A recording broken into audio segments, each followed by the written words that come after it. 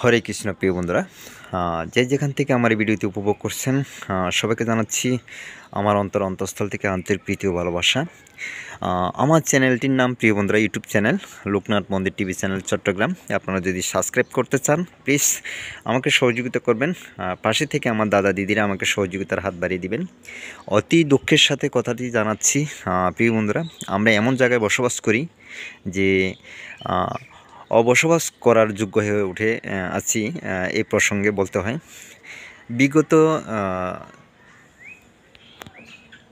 বিগত যে মন্দিরটি আমাদের পরপর এখানে 3বার কিন্তু আমরা এই মন্দির তালা ভেঙে চুরি করে কিছু দুষ্কৃতিকারীরা কে বা কাহারা করেছে সেটা আমরা জানি না। তবে দুঃখের সাথে জানাচ্ছি এই বাবার যে মন্দিরটি আজ পর্যন্ত 3বার এখান থেকে চুরি হয়ে যায়। যে তালাটি দেখতে পাচ্ছেন, এই তালা ভেঙে এখান থেকে চুরি করে বিভিন্ন যাবতীয় দান বক্স থেকে যে বিভিন্ন ভক্তবিন্দু দূর দূরান্ত থেকে যেনারা এসে এখানে দান করে থাকেন বাবার নামে, বিশেষ করে এই জিনিসটি লোভনীয়ভাবে কিছু দুষ্কৃতকারী তাদের আয়ত্তে নিয়ে নেয়। অজান্তে কে বা কাহারা এই জিনিসটি করেছে জানি না। তবে আমরা ভগবানের কাছে বিচার দিচ্ছি, নিজের চোখে দেখিনি, ভগবান তাদের বিচার হবে। আমার জানা মতে তারা যে কাজটি করেছে সুস্থ রূপে তারা মানুষ না।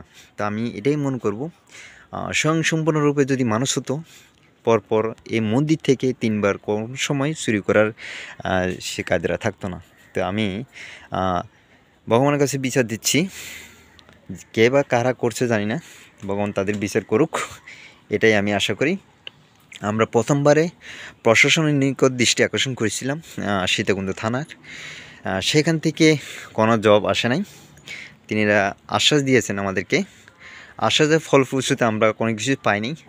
তবে এইটুকুই সম্ভব, আমরা সনাতনী, আমরা অবহেলিত কোনো সনাতনী নই। যদি বা কেউ আমাদেরকে অবহেলিত করতে চান বা করেন, তারপর আমরা আফসোস নই।